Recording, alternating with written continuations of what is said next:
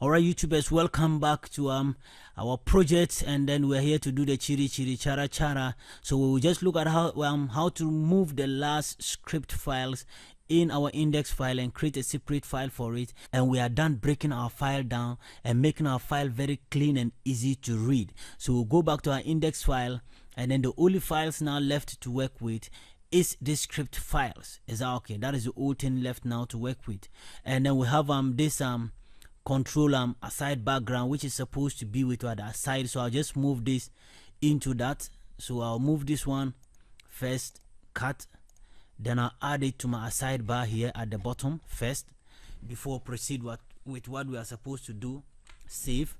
Then we'll go back and pick our script files. So I'll pick from my scripts here, and then we cut, and then I'll create a new file for my scripts. Control N, then we have paste here. Then I'll save this as scripts. Okay, so we can have that scripts.php, and then we save it, and then we'll go back to our index page to also include our script files to as well. So I'll paste here, then we have scripts to as well